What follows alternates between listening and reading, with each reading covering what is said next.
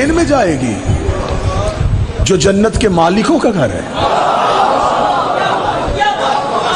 آنکھوں میں خوشی کے آنسو، لیکن جملہ سننا، یہ ہے بڑے خاندانوں کی نشانی. دیکھے گا عقیل، خوشی کی حد نہیں، شکر کے سجدہ ادا کرنے کی جگہ نہیں مل رہی. اتنی عزت مل گئی میرے گھر کو، لیکن دستور شرافت مجھے مجبور کر رہا ہے. فیصلہ میں نہ کروں، بیٹی سے پوچھوں. یہاں لالچ کی بنیاد پہ رشتے نہیں دیے جاتے، یہاں درود میں آنے کے لیے رشتے نہیں دیے جاتے. یہ رشتہ داری تھی تقوی کی بنیاد پہ، عزت، عصمت، رفت، عظمت، طہارت کی بنیاد پہ. ہم چاہتے ہیں کہ بیٹی سے بھی پوچھا جائے. جناب عقیل نے کہا مجھے خوشی ہوئی کہ یہ رسم آپ کے قبیلے میں ابھی رائج ہے، کیونکہ پورے عرب میں بیٹیوں کو عزت دینا ہم ہی جانتے ہیں. پھر جناب حزام مہمان خانے سے گھر کے اندر گئے. بی بی ام البنین کی ماں سمامہ بنت سہیل سے کہا سمامہ پردے کا بندوبست کرو، بیٹی کو بٹھاؤ. گھر کے صحن میں پردہ لگا، پردے کے پار بیٹھی عباس کی والدہ. جناب حزام نے آگے کھڑا کیا سمامہ کو، ماں کو کھڑا کر کے کہا سمامہ بیٹی سے پوچھئے، عقیل علی کا رشتہ لے کے آیا ہے، آپ کیا چاہتی ہیں؟ جناب سمامہ بی بی سے بولی اے فاطمہ کلابی، کیا تو جانتی ہے 3 دن سے ہمارے گھر کون با عزت مہمان آیا ہے؟ سطر سونے کی قلم ہو میں کعبے کی پیشانی پہ لکھوں. غازی کی ماں نے سر اٹھایا، اٹھا کے کہا اے مادر گرامی، آپ جانتی ہیں ہمارے گھر کی مستورات اس بات پہ دلچسپی نہیں لیتی کہ مہمان خانے میں کون ہے. ہمارے ہاں یہ چیز غرض نہیں رکھتی کہ ہمارے مردوں سے ملنے کون مرد آئے ہیں. مجھے نہیں خبر کہ 3 دن سے ہمارے گھر میں کون با عزت ہستی تشریف فرما ہے، لیکن اے مادر گرامی آج آپ نے پوچھ ہی لیا ہے تو پھر میں وضاحت کر دیتی ہوں. مجھ سے پوچھے میری بات. 3 راتیں ہو گئی، ہر رات ایک بی بی میرے حجرے میں آ رہی ہے. یا غازی مجھے جرت دے، 3 راتیں ہو گئی، ہر رات ایک بی بی میرے حجرے میں آ رہی ہے. جو ہی وہ میرے حجرے میں آتی ہے میرا حجرہ 14ویں کے چاند کی طرح چمکتا ہے. اما میں پورا دن گزارتی ہوں اس بی بی کی زیارت کے لیے، رات پھر وہ بی بی آتی ہے. اب یہ جو پچھلی رات گزری اب وہ بی بی میرے حجرے میں آئی. اے اما مجھے اس قبیلے کی عزت کی قسم، وہ تنہا نہیں آئی تھی، اس کا ایک پلو مریم نے اٹھایا، ایک حوا نے اٹھایا، ایک سارا نے اٹھایا، ایک آسیہ نے اٹھایا. وہ میرے حجرے کے اندر آئی، اس نے میرا ماتھا چوما اور اپنی گود سے ایک چاند نکال کے کرو. میں صرف عباس کی ماں کے فضائل پڑھوں. یہ بی بی شادی سے پہلے بھی ام البنین تھی. ام البنین کہتے ہیں بیٹوں کی ماں. اب آپ کے چہروں پہ جو سوال ہے وہ میں سمجھ گیا. جب شادی نہیں بیٹوں کی ماں کیسی؟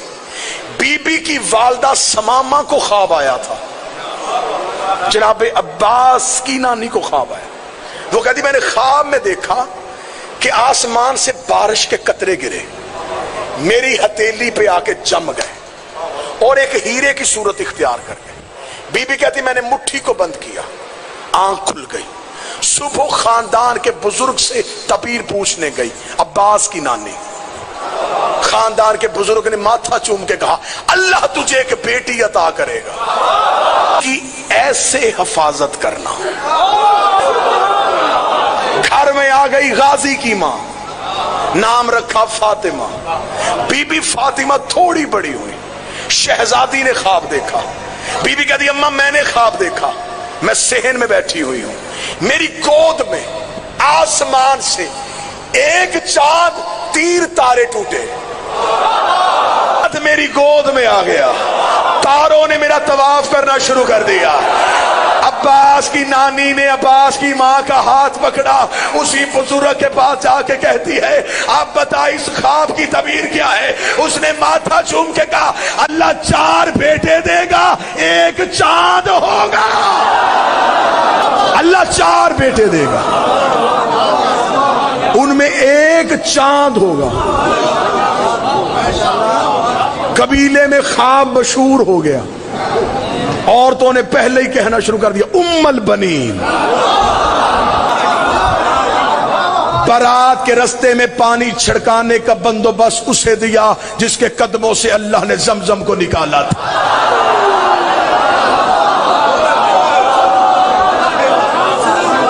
ابراہیم تاج خلت سر پہ رکھے ہوئے تھا، داؤد اپنی زبان سے علی کا سہرا پڑھ رہا تھا،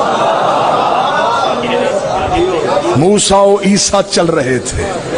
برات روب سے حزام کے دروازے پہ پہنچی، دروازے پہ پہنچی تو براتیوں کو روب تھم گیا۔ استقبال کرنے والیوں میں کہیں مریم کھڑی تھی، کہیں حوا کھڑی تھی، کہیں سارا کھڑی تھی۔ خود علی نے اپنا نکاح خود پڑھا۔ معصوم کا نکاح سوائے معصوم کے کوئی نہیں پڑھ سکتا۔ اللہ جانے ابو طالب کون تھا جس نے میرے مصطفیٰ کے ہوتے ہوئے نکاح پڑھ دیا۔ سنی کتاب تاریخ طبری، سیرت حشام، سیرت حلبیہ، امام ابو طالب، چھت چھوٹی کتابیں زیادہ۔ ابو طالب نے نبی کے خطبہ نکاح کے موقع پر الحمدللہ الذی جعلنا من ذریۃ ابراہیم ونسل اسماعیل واحکاما للناس وجبن الصفا وجبن المروہ وختم النبیین من راسہ وہذا اخی محمد ابن عبداللہ وہذا شرفا ونبلا وفضلا کثیرا وہذا خدیجۃ المعظمہ محترمہ مکرمہ وحق مہر بن مالی۔ ابو طالب نے پورے خاندان کے درمیان تعریف اس اللہ کی جس نے ہمیں ابراہیم کی ذریت میں رکھا، نے اسماعیل بنایا، جس نے ہمارے سروں پہ تاج نبوت کو سجایا۔ یہ میرے بڑے بھائی عبداللہ کا بیٹا محمد ہے، پورے عرب میں اس سے شریف کوئی نہیں، پورے عرب میں اس کی فضیلت کا ثانی کوئی نہیں۔ میں اسے ساتھ لے کے تمہارے قبیلے کی باعزت معظمہ مستور خدیجہ سے اس کا نکاح پڑھنے کے لیے آیا۔ یہ کہنے کے بعد خاندان خدیجہ کو دیکھا جن کے نوکروں کی کمروں میں سونے کی پیٹیاں تھیں، ایرانی قلین بچے ہوئے تھے۔ ابو طالب اٹھے، اپنی حل عطا والی چادر کو اپنے سانوں پہ لیا اور لے کے کہنے لگے اے خاندان خدیجہ، حق مہر تم بتاؤ، رقم میں دیتا ہوں۔ کس خاندان سے کہہ رہا ہے؟ ان کے ایرانی قلین، ان کے ریشم و دیبا کے پردے، ان کی 80,000 اونٹ تجارت کرے۔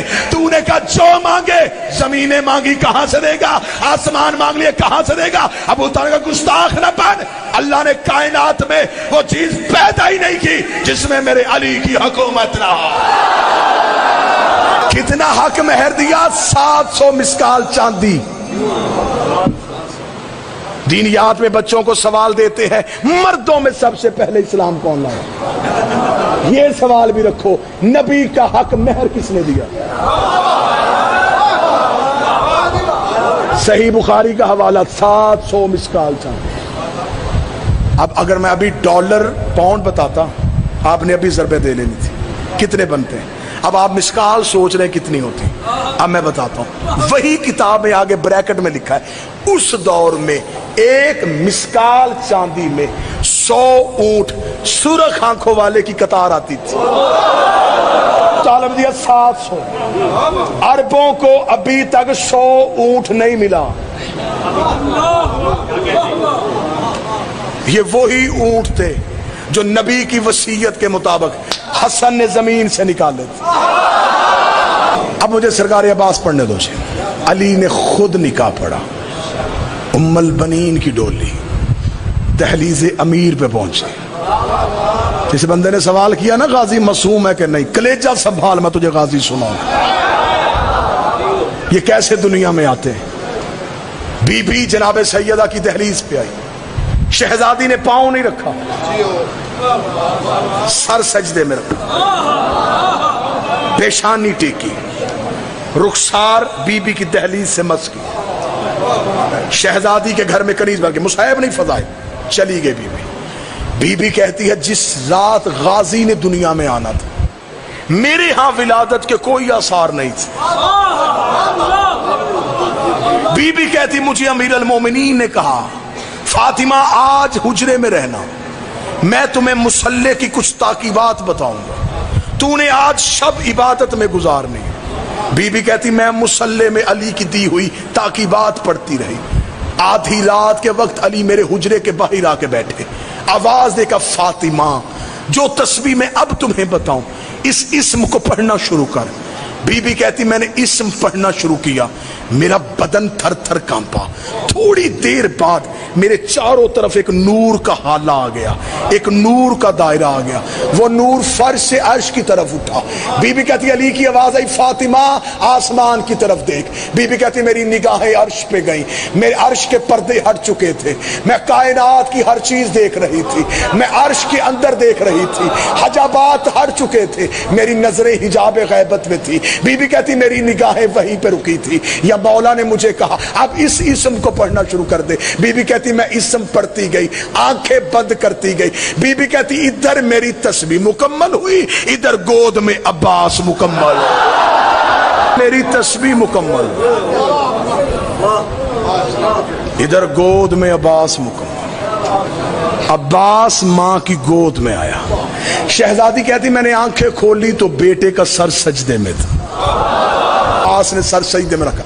اشہد ان لا الہ الا اللہ, میں گواہی دیتا ہوں اس کے سوا معبود کوئی نہیں. اشہد ان محمد رسول اللہ, میں گواہی دیتا ہوں کہ محمد اس کے رسول ہے. اشہد ان علی ولی اللہ, میں گواہی دیتا ہوں کہ علی اللہ کے ولی ہیں. بی بی کہتی یہاں تک عباس آیا تھا میں مسکرائی.